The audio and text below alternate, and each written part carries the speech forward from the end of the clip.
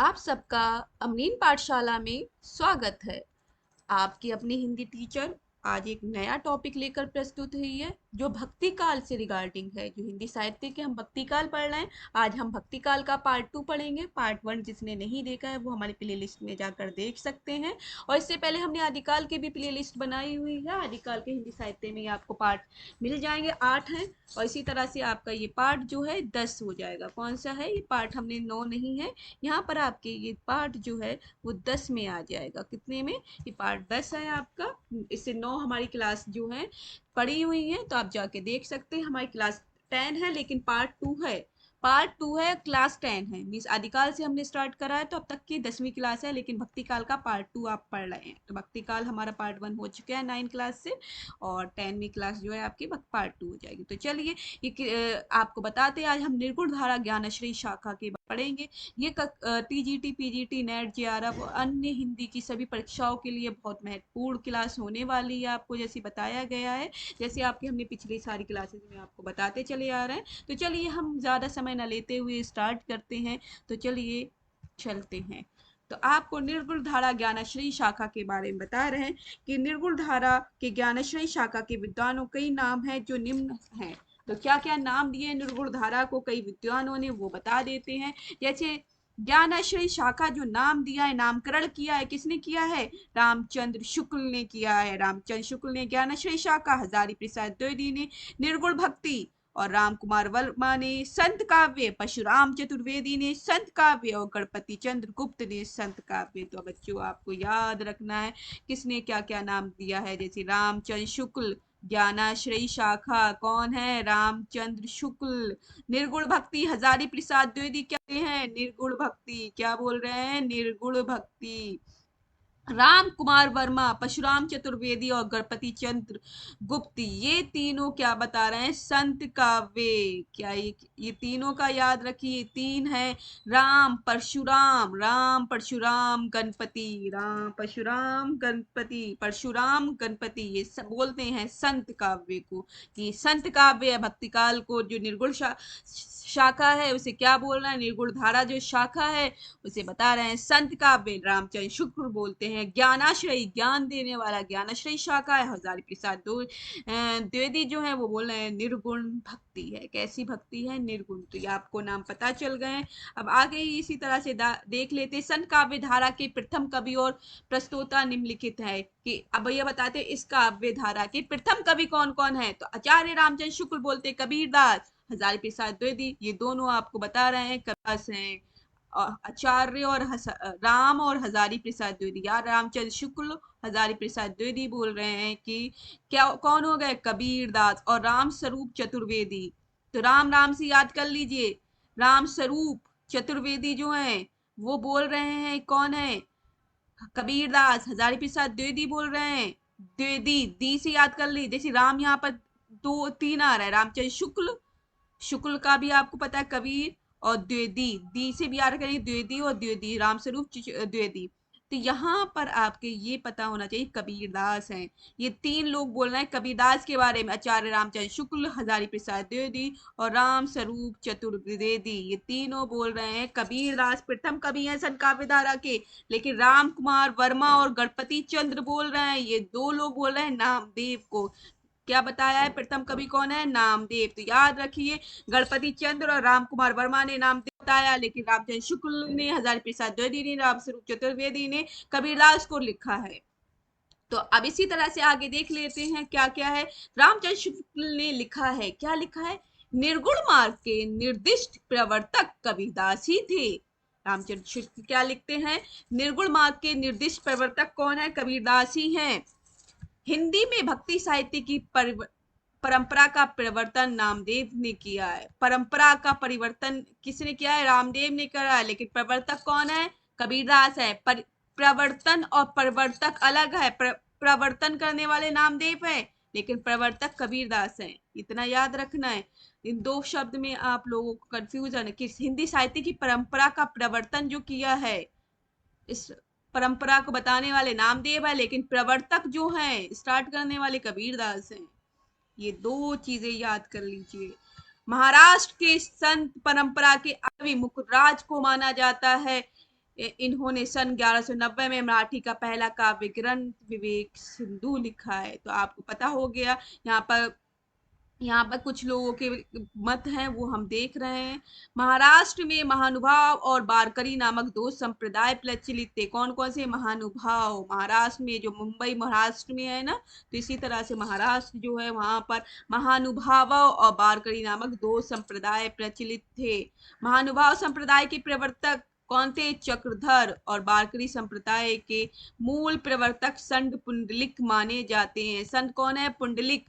पुंडलिक का नाम भी हमने कई बार पढ़ा हुआ है। तो पुंडलिक जो है संत माने जाते हैं, किंतु ऐतिहासिक दृष्टि से वारकरी संप्रदाय के प्रथम उत्तरायक संत ज्ञानेश्वर हैं। तो मतलब ऐतिहासिक दृष्टि से हम देख रहे हैं तो वारकरी संप्रदाय के जो प्रथम संत माने गए ज्ञानेश्वर है, लेकिन संप्रदाय के मूल प्रवर्तक जो थे, जिन्होंने स्टार्ट किया था, वो पुंडलीक माने जाते हैं। याद रखिए, दोनों के ऐतिहासिक दृष्टि से जब माना जाएगा तो संत हो जाएंगे ज्ञानेश्वर, लेकिन मूल माने जाएंगे तो पुंडलीक को माना जाएगा। इतना याद रखना है सभी बच्चों को। अगला आ जाता है महाराष्ट्र के भक्त संत नामदेव का संक्षिप्त परिचय निम्नलिखित है। कौन है? वारकरी संप्रदाय है। जन्म मृत्यु कब हुआ है? 1135 से 1215 ईस्वी से 12वीं शताब्दी में। जाति क्या थी? दर्जी थे। गुरु का नाम था विशोखा केसर। मराठी अभंग और हिंदी गुरु ग्रंथ साहिब में है। इनकी रचना क्या? मराठी में अभंग नाम से है इनकी रचना, और हिंदी में गुरु ग्रंथ साहिब में इनकी रचनाएं हैं। अब आगे देख लेते हैं इनके बारे में।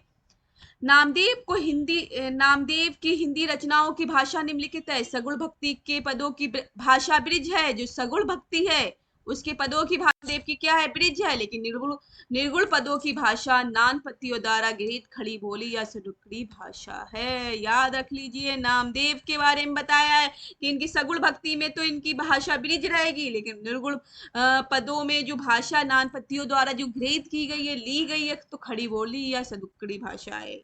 इतना याद रखना है। इसी तरह से प्रमुख संत कवियों का संक्षिप्त जीवन प्रत निम्न प्रकार है। याद रखिए, पूछे जाते हैं क्वेश्चन 1 नंबर में कि रैदास जो है वो कब हुए थे? 1388 से 1518 तक। कबीरदास 1398 से 1518 तक। जम्भनाथ 1451 से 1523। हरिदास निरंजनी 1455 से 1543। अब एक एक नंबर में नेट में भी आपको लगाने के लिए आते क्वेश्चन कि किसके जन्म मृत्यु के अनुसार, कालक्रम के अनुसार इन्हें 1 to 1 लगाइए। तो रैदास, कबीर, जमनाथ, हरिदास। तो रैदास आएंगे, फिर कबीर आएंगे, फिर जमनाथ आएंगे, फिर हरिदास आएंगे। और इनका जन्म स्थान आपको पता है, रैदास का काशी है और कबीरदास का भी काशी, और जमनाथ का नागौर है और हरिदास निरंजनी का डीडवाड़ है। गुरु के नाम, रैदास और कबीरदास के गुरु दोनों के एक ही हैं, रामानंद। इसलिए जब लगा भक्ति लाए रामानंद, दक्षिण में उपजिए लाए रामानंद। गुरु का नाम इनके, कबीर का नाम आपको पता हो गया है, रामानंद है, और रैदास के गुरु का भी नाम रामानंद है। और जम्भनाथ के बाबा गोरखनाथ है ना, गोरखनाथ। हमने पढ़ा था, आपने हिंदी साहित्य के इतिहास में भक्ति आदिकाल में गोरखनाथ के बारे में पढ़ा है नाथ पंथ में, तो आप जाके वो नाथ पंथ वाली देख सकते हैं। हरिदास निरंजी प्रागदास है। अब जाति बताई जाइए, रैदास की चमार, कबीरदास की जुलाहा और जमनाथ की राजपूत है।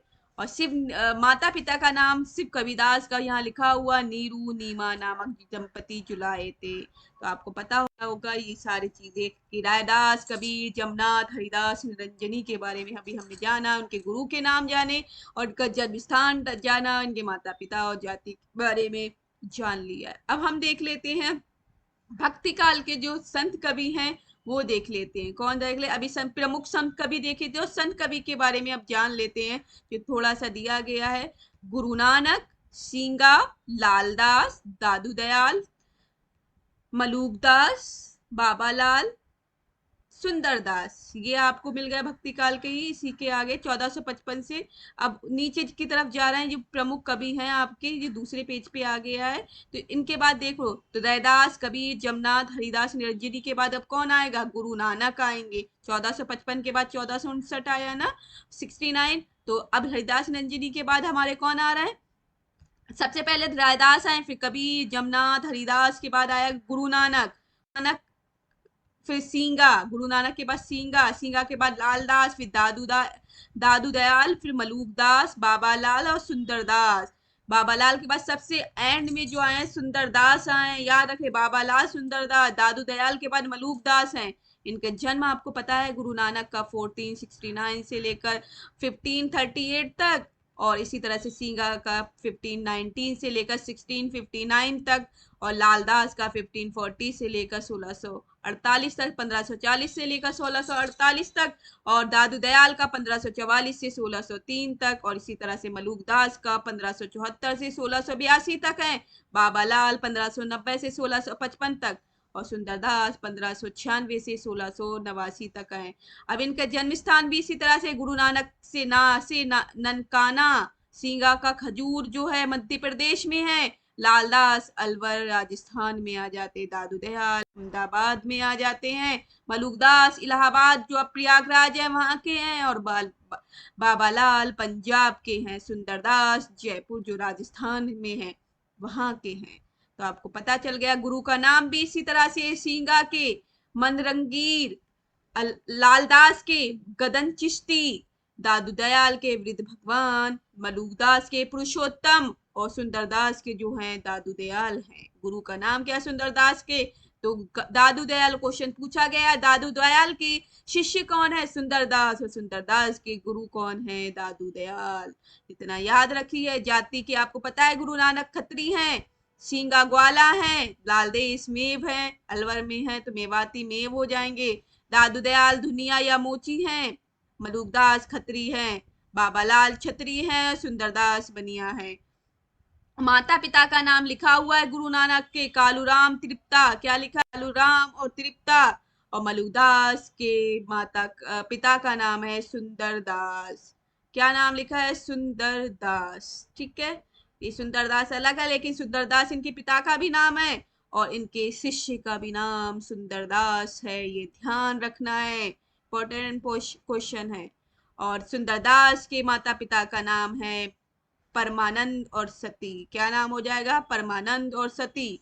अब इसी तरह से आगे कुछ विद्वान क्या इनके बारे में बोलते हैं वो जान लेते हैं। डॉक्टर बच्चन सिंह ने लिखा है, हिंदी भक्ति काव्य का प्रथम क्रांतिकारी पुरस्कर्ता कबीर ही है। कौन है? डॉक्टर बच्चन सिंह। क्या लिखते हैं कि बच्चन सिंह ने लिखा है, हिंदी भक्ति काव्य का प्रथम क्रांतिकारी पुरस्कर्ता जो है कबीर है। तो क्रांतिकारी रूप में किसे बताया गया है? कबीर को बताया गया है। किसने बताया है? बच्चन सिंह ने, डॉक्टर बच्चन सिंह।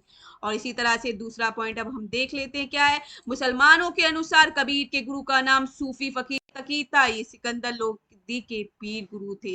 मुसलमानों के अनुसार क्या बताया गया कि कबीर के गुरु का नाम क्या है? सूफी फकीर शेख तकी। इनके गुरु का नाम क्या है? सूफी फकीर शेख तकी। लेकिन अपने गुरु का नाम रामानंद भी बता रहे हैं और सूफी फकीर शेख तकी भी है। मुसलमानों के अनुसार ये सिकंदर लोदी के पीर गुरु थे। अगला पॉइंट है आपके लिए, कबीर की वाणी का संग्रह उनके शिष्य धर्मदास ने किया है। कौन से? बीजक नाम से। सन 1464 ईस्वी में किया था, 64 ईस्वी में किया। बीजक में 3 भाग हैं, रमैनी, शबद और सागी। कितने हैं? रमैनी, शबद और साकी। और बीजक में है, इसी के 3 भाग हैं। बीजक के भागों के नाम है रमैनी पहला, फिर दूसरा शबद और तीसरा साकी। तो कबीर की वाणी का जो संग्रह किया है उसे इकट्ठा किया है, उनके दोहों को इकट्ठा किया है। तो किसने किया है? उनके शिष्य ने किया है, धर्मदास ने। तो कबीर का जो शिष्य हैं उनका नाम है धर्मदास। उन्होंने बीजक नामक में 1464 में इसे संग्रहित कर लिया था और इसे 3 भागों में किया है, रमैनी, शबद और साकी। अब देख लेते हैं कबीर की रचनाओं के मुक्त प्रयुक्त छंद एवं भाषा कौन कौन सी है। तो इनकी छंद कौन कौन से वो देख लेते हैं। रचना है रमैनी, शबद और साकी। रमैनी रामायण है, शबद शब्द है और साकी साक्षी है। छंद अब बताए गए हैं, रमैनी में चौपाई और दोहा है, शबद में गे पद है और साकी में भी दोहा है। अब इसी तरह से भाषा बताइए, रमैनी में ब्रज भाषा और पूर्वी बोली है और शबद में भी ब्रज भाषा और पूर्वी बोली है। लेकिन राजस्थान में साकी में आपकी आ जाती है राजस्थानी पंजाबी मिली खड़ी बोली है। तो साकी में कौन सी आ जाती है? राजस्थानी पंजाबी मिली खड़ी बोली आ जाती है साकी में। लेकिन रमैनी और शबद में जो स्टार्टिंग है ब्रज और पूर्वी बोली इन दोनों भाषाओं में, इन दोनों कृतियों में, इनकी रचनाओं में मिलती है। अब आगे देख लेते हैं क्या बोला कबीरदास के बारे में? कबीर की भाषा पंचमेल, खिचड़ी, सदुक्कड़ी आदि नाम से अभिहित किया गया है। तो इनकी भाषा को बोला गया ये पंचमेल खिचड़ी है और सदुक्कड़ी भाषा है। तो याद रखिए, पूछे जाते क्वेश्चन है पंचमेल खिचड़ी और सदुक्कड़ी भाषा किसकी भाषा को बोला गया? कबीरदास की भाषा को बोला गया है। और इसी तरह से हजारी प्रसाद द्विवेदी ने कबीर को भाषा का डिक्टेटर कहा है। इंपॉर्टेंट पॉइंट है, ये सारे पॉइंट जो हैं इंपॉर्टेंट है, ये पूछे गए पॉइंट है, इंपॉर्टेंट पॉइंट है, आप लोग ध्यान दीजिए। तो भाषा का डिक्टेटर किसे बोला जाता है? कबीर जी को बोला था। किसने बोला? आचार्य हजारी प्रसाद द्विवेदी ने बोला है। आगे देख लेते हैं आचार्य रामचंद्र शुक्ल के अनुसार क्या है। तो आचार्य रामचंद्र शुक्ल के अनुसार कबीर की वचनावली में सबसे प्राचीन प्रति सन 1512 ईस्वी में लिखी गई है। तो रामचंद्र शुक्ल के अनुसार जो कबीर की वचनावली है, उन्होंने जो बोले हैं, तो उसको उनके शिष्यों ने जो लिखा है, वचनावली को लिखा है, उन्होंने बोले हैं, वचन को लिखा है, उनके शब्दों को लिखा है। तो प्राचीन प्रति है, पुरानी प्रति कौन सी है? 1512 में लिखी गई थी। अब कबीरदास के संबंध में कुछ विद्वानों के मत है, वो देख लेते। श्याम सुंदर दास बोलते हैं पचमेल खिचड़ी है। तो याद लिखिए, इंपॉर्टेंट पॉइंट है, वेरी इंपॉर्टेंट। यहाँ लिख लीजिए, वी बनाया है, वी और आई बना रही हूँ, इसलिए वेरी इंपॉर्टेंट। तो श्याम सुंदर दास पंचमेल खिचड़ी बोलते हैं, रामचंद्र शुक्ल सदुक्कड़ी बोलते हैं, और हजारी प्रसाद द्विवेदी भाषा का डिक्टेटर बताते हैं। तो याद लीजिए, भाषा का डिक्टेटर किसने बोला? हजारी प्रसाद द्विवेदी ने। और सदुक्कड़ी भाषा किसने बोली है? रामचंद्र शुक्ल ने। पंचमेल खिचड़ी बताया श्याम सुंदर दास ने, पंचमेल खिचड़ी बता दिया है। तो ये इंपॉर्टेंट पॉइंट है, आप लोग ध्यान रखेंगे इस चीज को। कबीर की बानियों का सबसे पुराना नमूना गुरु ग्रंथ साहिब में मिलता है। तो कबीर का नमूना किस में मिलता है? सबसे पुराना गुरु ग्रंथ साहिब में मिलता है। गुरु ग्रंथ साहिब आपको याद रखना है, गुरु ग्रंथ साहिब में मिलता है। कबीर के संबंध में महत्वपूर्ण कथन निम्नलिखित हैं। कौन कौन से? अब यहाँ पर इंपॉर्टेंट पॉइंट है, ये पंक्ति जरूर पूछी जाती है। इसमें कोई संदेह नहीं कि कबीर ने ठीक मौके पर जनता के उस बड़े भाग को संभाला जो नाथ पंथियों के प्रभाव से प्रेम भाव और भक्ति रस को शून्य सूक्ष्म पड़ता जा रहा था। तो इस भाव को पहचान लिया। तो रामचंद्र शुक्ल कह रहे हैं, इसे कौन बोल रहा है? इंपॉर्टेंट पॉइंट है, रामचंद्र शुक्ल कह रहे हैं कि जब कबीर दास जी ने अपने ये भक्ति को उपज की है, तो उस समय जो जनता का बहुत बड़ा भाग निराशा से भरा हुआ था, उस टाइम उन्होंने उसे बड़े भाग को संभाल लिया था, प्रेम भाव से, भक्ति रस से संभाल लिया। तो इसमें क्या उनका वाक्य है?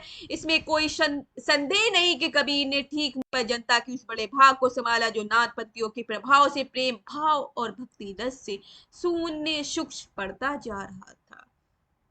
आगे भी लिखा हुआ है सीधे दूसरा, उन्होंने भारतीय ब्रह्मवाद के साथ सूफियों के भावात्मक रहस्यवाद, हठ योगियों के साधनात्मक रहस्यवाद और वैष्णवों के अहिंसावाद तथा प्रतिपाद्य का मेल करना अपना पंथ खड़ा किया था। तो ये भी इन्होंने लिखा हुआ है। रामचंद्र शुक्ल ने कबीरदास के बारे में लिखा है कि इन्होंने भारतीय ब्रह्मवाद जो था तथा के साथ सूफियों के भावात्मक और रहस्यवाद जो है, उनके हठयोगी के साधनात्मक रहस्यवाद और वैष्णवों को अहिंसावाद तथा प्रपत्तिवाद का मेल करके अपनापन खड़ा किया है।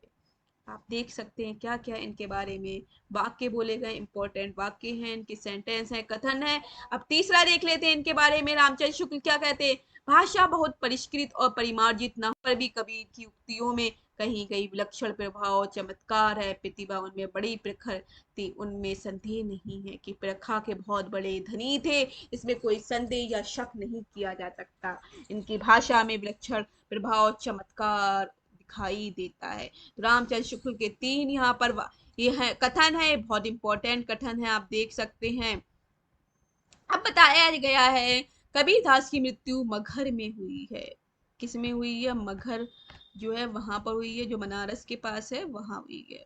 कबीर की पत्नी का नाम लोई तथा पुत्र पुत्री का नाम कमाल तथा कमाली था। पुत्र का नाम कमाल तो पुत्री का नाम कमाली, और इनकी पत्नी का नाम लोई था, और माता पिता का नीरू नीमा नामक था। दंपति जुलाए थे जिन्होंने इनका लालन पालन किया था।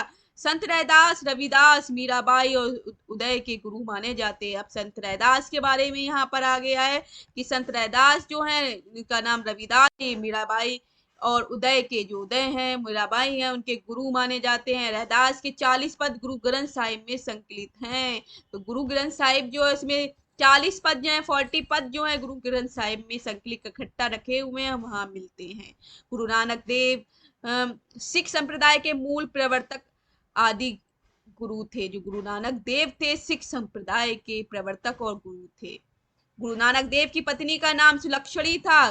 क्या नाम था? सुलक्षणी। तथा उनके 2 पुत्र थे, श्रीचंद और लक्ष्मी चंद। तो श्रीचंद और लक्ष्मी चंद गुरु नानक देव के बेटे थे, 2 पुत्र थे।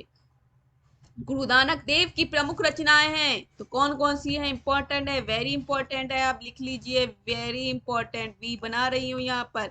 तो जपू जी, आज दीवार, रहीरास और सोहिला गुरु ग्रंथ साहिब में संकलित है। जो साहिब है सिखों का धर्म ग्रंथ है, उसमें संकलित है। आज दीवार, रहीरास और सोहिला, ये तीनों गुरु ग्रंथ साहिब में इकट्ठी की गई हुई है। जपुजी नानक दर्शन का सार तत्व है। जो जपुजी है वो क्या है? नानक दर्शन का सार तत्व है। और नसीहतनामा नानक देव की महत्वपूर्ण रचना है। नसीहतनामा जो है नानक देव की महत्वपूर्ण रचना है। प्रमुख संत कवियों से संबंधित प्रमुख प्रसिद्ध स्थल हम देख लेते कौन कौन से हैं। समाधि स्थल जो है, सत्संग है, जो भी प्रमुख जितने भी संत कवि रहे हैं उनसे संबंधित कौन कौन से हैं स्थल, वो देख लेते हैं। सम्राथल जो समाधि स्थल है जंभनाथ का है। सम्राथल में प्रसिद्ध स्थल क्या है? सम्राथल। समाधि स्थल है जंभनाथ का है। अलख दरीबा सत्संग स्थल है दादू दयाल का। बाबा लाल की शैल बड़ौदा में है ये, बाबा लाल। मगहर में मृत्यु स्थल किसका है? कबीरदास का। सांगनेर मृत्यु स्थल सुंदरदास का है। भराने जो राजस्थान में है मृत्यु स्थल है दादू दयाल का। द्वारका मृत्यु स्थल मीराबाई का है। जो द्वारका है वो मीराबाई का मृत्यु स्थल हो गया है। तो आपको ये पता होना चाहिए। अब हम जान लेते हैं संत कवियों द्वारा प्रवर्तित संप्रदाय मुख्य केंद्र और उनके प्रमुख शिष्य कौन कौन से हैं, वो जान लेते हैं। संप्रदाय देख लेते हैं, प्रवर्तक देख लेते हैं, केंद्र क्या है उनका और प्रमुख शिष्य क्या है। तो कबीर पंथ जो है संप्रदाय, तो इसके प्रवर्तक कबीर पंथ के प्रवर्तक कबीर हैं। इनका केंद्र काशी में है, काशी कबीर पंथ, काशी कबीर प्रवर्तक, काशी काशी। इनके गुरु प्रमुख शिष्य धर्मदास है। याद रखो कौन है? धर्मदास। सिख संप्रदाय में गुरु नानक है। इनका केंद्र क्या है? पंजाब। याद होना चाहिए सिखों का केंद्र क्या है? पंजाब है। इनके प्रवर्तक गुरु नानक है। उदासी संप्रदाय के श्रीचंद है। उदासी श्रीचंद। विष्णुई जमनाथ है। विष्णुई एक जाति भी है, इसी तरह से विष्णुई जो है जमनाथ है। निरंजनी के हरिदास निरंजनी है। विष्णुई के जमनाथ है और इनका केंद्र बीकानेर में। और इनके शिष्य कौन से है विष्णुई के? हावली पावजी पहला, दूसरा है लोहा पागल, तीसरा है दत्तनाथ, चौथा है मालदेव। ये विष्णुई जाति जो विष्णुई संप्रदाय है उसके प्रवर्तक जमनाथ है उनके बीकानेर में। और इनके शिष्य आपके 4 हो गए हैं। इसी तरह निरंजनी के हरिदास निरंजनी है और केंद्र है डीडवाना। और इनके प्रमुख शिष्य हैं नारायण दास, रूपदास। इसी तरह से लाल पंथ के हैं लालदास और केंद्र है अलवर जो राजस्थान में है। इनके गुरु शिष्य के नाम नहीं दिए हैं। दादू पंथ के हैं दादू दयाल, ये राजस्थान में है और इनके शिष्य हैं। इंपॉर्टेंट, वेरी इंपॉर्टेंट पूछा गया रज्जब के बाद में। रज्जब सुंदरदास, प्रियागदास, जन गोपाल। सुंदरदास और रज्जब के बारे में तो स्पेशली पूछा ही जाता है। इन 2 के बारे में तो इम्पोर्टेंट है, याद रखिए। रज्जब और सुंदरदास किसके शिष्य हैं? दादू दयाल के हैं। दादू पंथ इनका संप्रदाय है और इनका केंद्र कौन सा हो गया? राजस्थान। बाबा लाली बाबा लाल है और गुरुदासपुर इनका केंद्र है। बाबरी के बाबरी साहिबा है इनका। और सत्यनामी के जगजीवन दास नरलोल क्या है? नरलोन इनका केंद्र हो गया है। और इनके शिष्य हैं गोविंद साहब और भीखा साहिब। इसी तरह से साधु संप्रदाय के वीर भानु प्रवर्तक हैं और इनका स्थल है फर्रुखाबाद, यूपी में जो है यूपी में है फर्रुखाबाद, यहाँ पर साधो संप्रदाय रहता है और वीर भानु इनके प्रवर्तक है और फर्रुखाबाद इनका केंद्र है। इनके शिष्य नहीं बताए गए हैं। ये पता चल गया आप लोगों को बच्चों। इसी तरह से आगे देख लेते हैं भक्ति काल के बारे में। दादू दयाल के संप्रदाय को ब्रह्मा संप्रदाय या परम ब्रह्मा संप्रदाय नाम से भी जाना जाता है। इंपॉर्टेंट पॉइंट है कि ब्रह्मा संप्रदाय या परम ब्रह्मा संप्रदाय के प्रवर्तक कौन है, तो दादू दयाल हैं। याद रखिए दादू दयाल हैं। तो दादू दयाल नाम याद रखिए। ब्रह्मा संप्रदाय दादू दयाल। और निरंजनी संप्रदाय उड़ीसा में प्रचलित है। तो निरंजनी संप्रदाय कहाँ पर मिलता है, उड़ीसा में मिलता है। कहाँ, उड़ीसा की राजधानी कहाँ है, भुवनेश्वर। तो कहाँ मिलेगा, उड़ीसा में मिलेगा।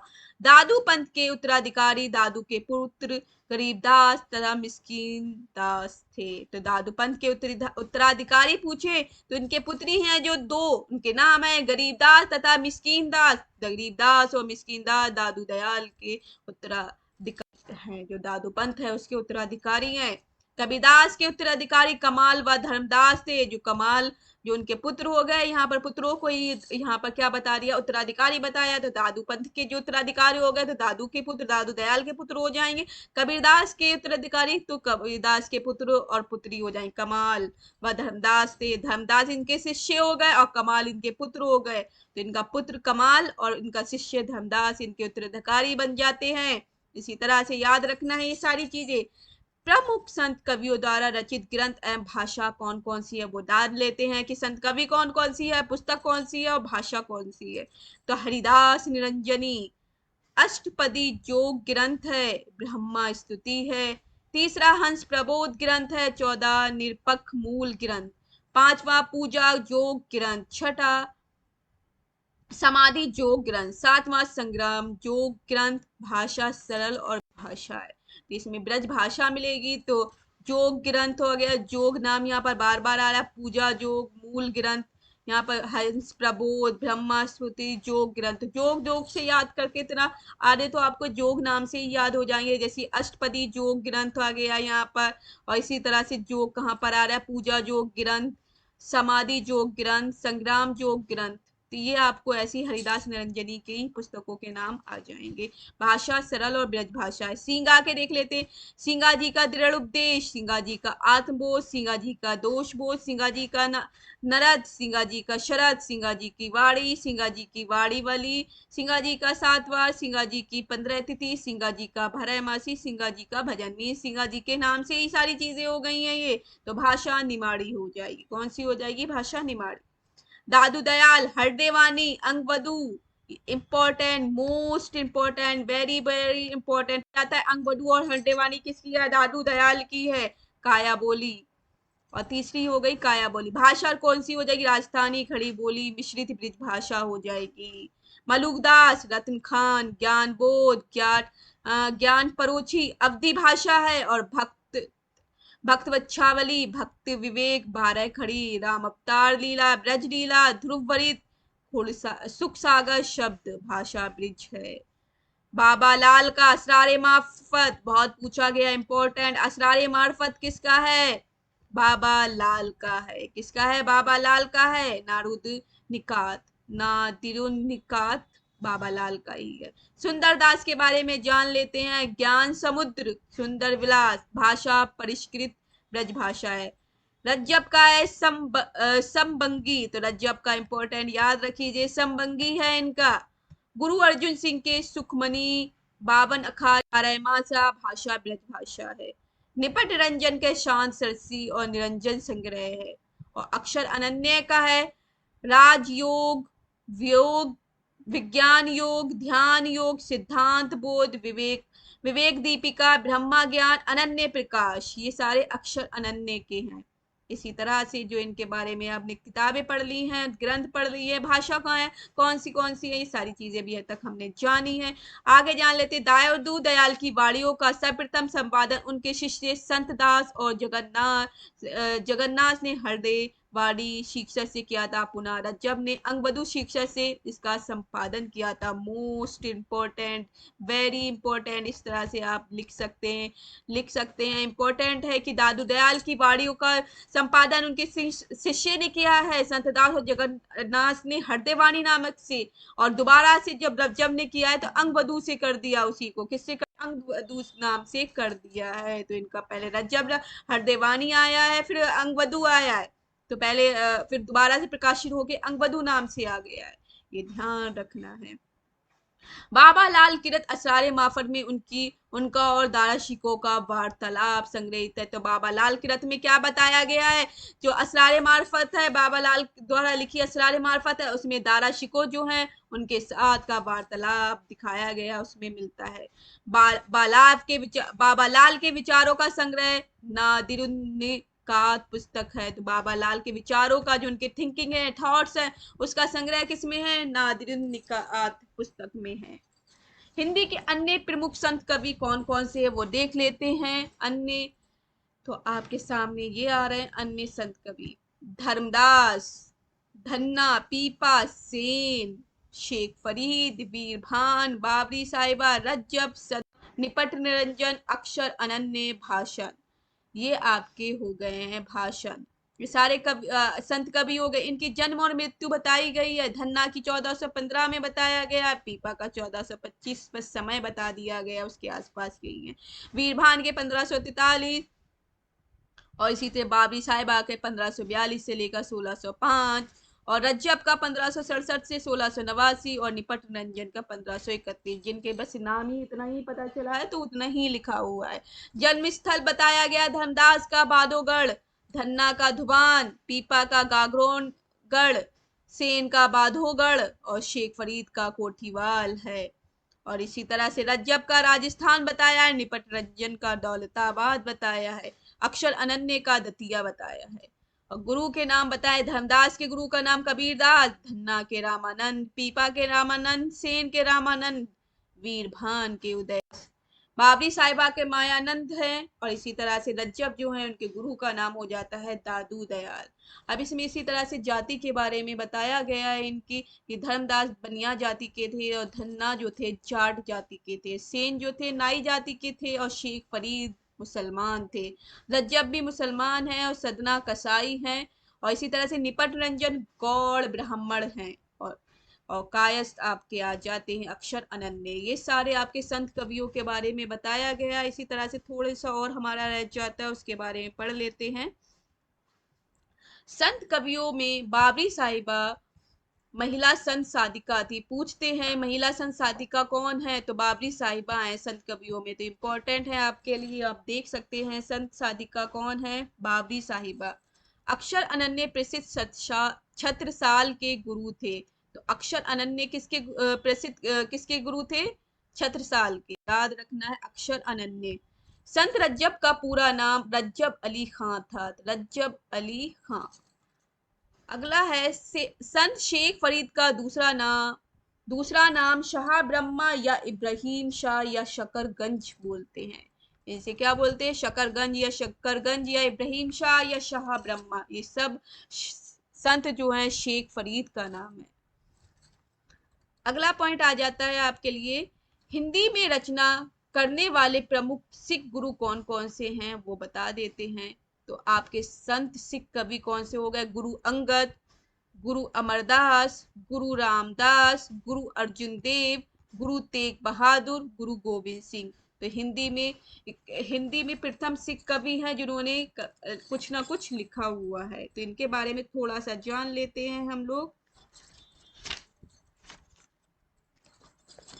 तो इनकी जो जन्म बताई है गुरु अंगद की 1504 से लेकर 1552 तक बताया गया है गुरु अंगद के बारे में। और गुरु अमरदास जो है 1469 से लेकर 1574 तक होंगे।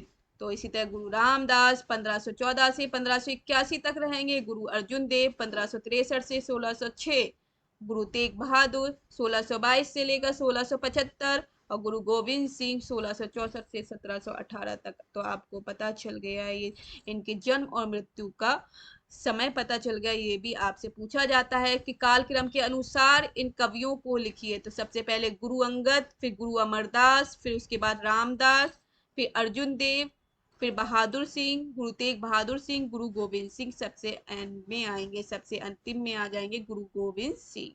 अब इनके ग्रंथ देख लेते हैं। गुरु अंगद के जो ग्रंथ है, आदि ग्रंथ साहिब में कुछ श्लोक या दोहा संकलित हैं, और गुरु अमरदास के तीसरे गुरु हैं, ये ग्रंथ साहिब में संकलित है। इनके जो ग्रंथ में कुछ इन्होंने लिखे हैं दोहे वगैरह, अपने पंक्तियां लिखी हैं, वो सारे किस में मिलती हैं? गुरु ग्रंथ साहिब में। गुरु रामदास में चौथे गुरु हैं, और आदि ग्रंथ के चौथे महिला में संकलित हैं। इनके जितने भी जो भी इन्होंने लिखा है, तो ये सारी चीजें इनके ग्रंथ के बारे में बताया। गुरु अर्जुन देव पांचवें गुरु हैं, आदि ग्रंथ के पांचवें महिला में संकलित हैं इनके। गुरु तेग बहादुर नौवे गुरु हैं, नौवे महिला संकलित में संकलित है इनका। और गुरु गोविंद सिंह जो है अंतिम गुरु हैं, और चंड इनकी जो रचनाएं हैं चंडी चरित्र है और विचित्र नाटक है। तो इनके बारे में यही तक मिलता है। तो ये आपको पता चल गया संत कवियों के बारे में। अभी तक हमने जाया निगुण शाखा के जो कवि हैं उनके बारे में बच्चों, अभी देखा है निर्गुण धारा और ज्ञानाश्रयी शाखा के जो संत कवि आते हैं वो देखा है अभी। अब इसी तरह से निर्गुण धारा के भक्ति काल पार्ट 3 हमारी अगली क्लास में आपको मिलेगा। तो इसी तरह से हमारी प्लेलिस्ट में आप देखते रहिए, चैनल को सब्सक्राइब करिए, जिससे आपको हमारी जो वीडियो है वो आपको मिलती रहे।